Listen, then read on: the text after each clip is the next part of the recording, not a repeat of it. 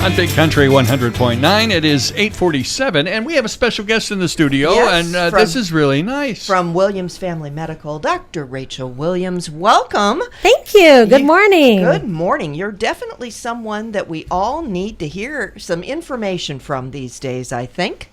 Yeah. So I think there's a lot of fear that's happening right now, and I think there's a lot of anxiety. I don't know if you've noticed it. You go to the grocery store, people are edgy, people are anxious. Yeah. There's a lot of unknown. And what we're trying to tell people is this is something that we've dealt with before. It was even worse last spring.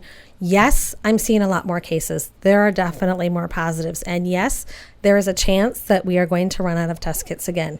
They're already starting to ration them. They're starting to tell us, don't test asymptomatic people. And I'm telling all my patients, if you think you have it, if you're waiting on a test, if you're not sure, the safest thing to do is just stay home. You know, that's going to protect yourself and your community the best, because the good news is even though we're seeing more cases, there's less disease severity. So people are tolerating, whether it's this version of COVID or whatever is happening this time, they're tolerating it a little bit better. It's not to say that there aren't some people who are still getting sick. We are still seeing deaths from COVID. However, the majority of people are having cold and flu symptoms.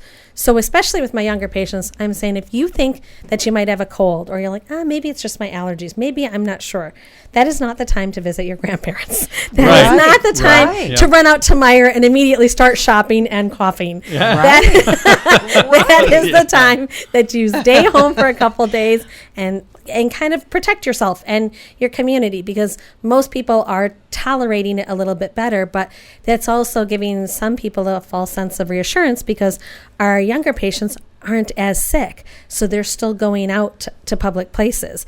So the thing that I hear most commonly is, well, I was waiting on my COVID test, so I went out and did everything normally. What? Yeah. Yep. That's a little scary, isn't it? Because then we have to go back and we have to notify everybody. Hey, guess what?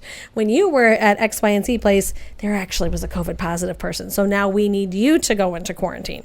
So we're trying to say, if you even think that you might be positive or you're worried about it, then stay home and wait until you can be medically assessed. And some of the employers are saying to people, which is also kind of tricky, well, you can't come back until you test negative, even if you have no symptoms. Problem is we don't have enough test kits for that. So it's taking a while. It's taking 5 to 7 days to get results. So if you work in healthcare, they want us back to work faster. They'll test us a little quicker because they want us to keep going in. We're already starting to see some of our healthcare providers getting ill and having to stay home. So those are, if you're going to be inpatient or if you're a healthcare provider, they're doing rapid testing, but they're no longer doing like the walk up at the ER.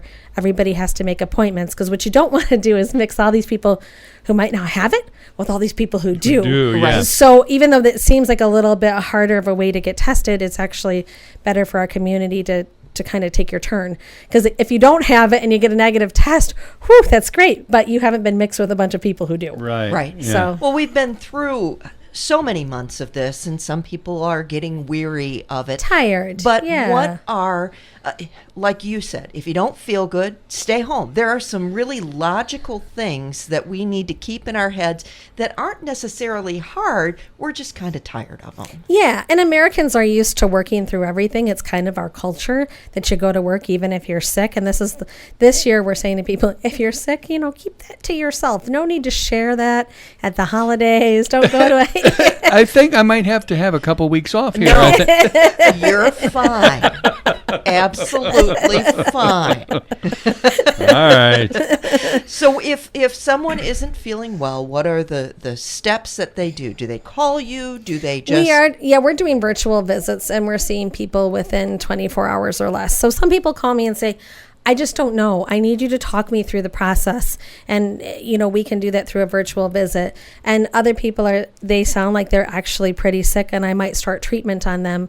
We don't have a cure, but we do have treatment. So that's a good thing. So I might start treatment on them while we wait for their test results, because they sound like they're going to be positive.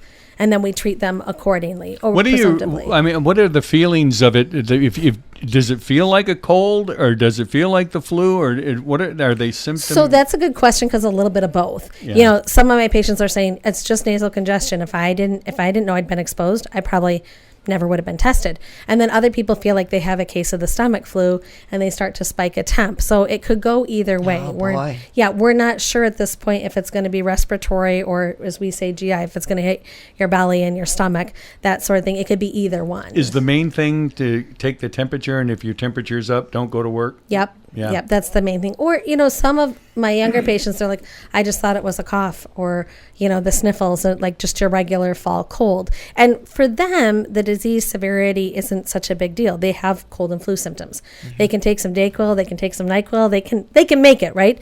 The bigger thing is just to not spread that when you're unsure. Mm-hmm. So that's why I say if you're unsure, the safer thing, even around the holidays, stay home. Especially around the holidays. I mean, we can always reschedule these dates. I realize that Thanksgiving comes on Thursday, but we can say, let's do our Thanksgiving in January. There isn't a whole lot going on. Maybe things will be good then, or in March, or whenever things clear up, just to make sure that everybody is safe. Well, and we're not going to be doing this forever. Right. I really think even by next spring, we're going to have a much better handle on things, and we'll have more of what we call herd immunity in the medical community, which is where you're all being referred to as cattle.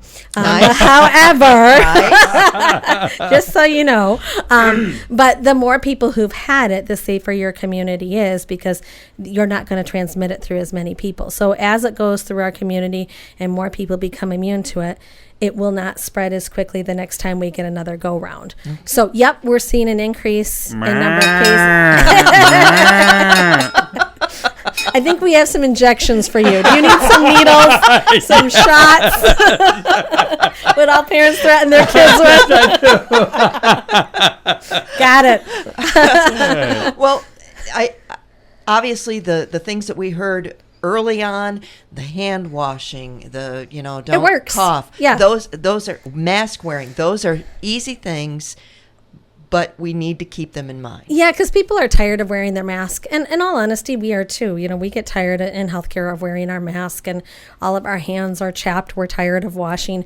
But what it really does is protect you from walking through a cloud of somebody else's germs. Right. And it literally is a first barrier to your airway, so that as you walk through it, hopefully whatever it is lands on your mask and not in your nose and your mouth. Mm-hmm. That's where the real protection comes in.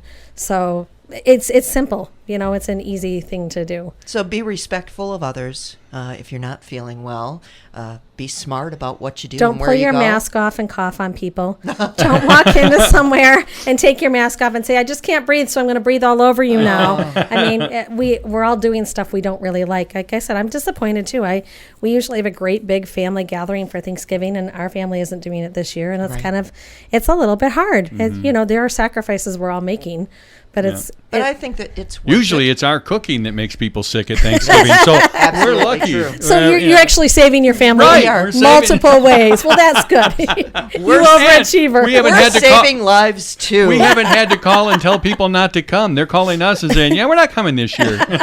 They did that back in August. How can people get in touch with your office if they have questions, or the website, I'm sure? I was going to say williamsfamilymedical.com. We're on Facebook, and our phone lines are busy, guys. Not going to lie. We're getting a lot of phone calls about COVID, and we're fielding a lot of patients right now. We're all a little tired because we're taking care of a lot of people. But 616-840-1167. Give us a ring. Thanks for coming you in. so We much. appreciate it. Nice to see you guys. Nice to see you too. Have a great holiday. You too. Thanks. Big Country 100.9.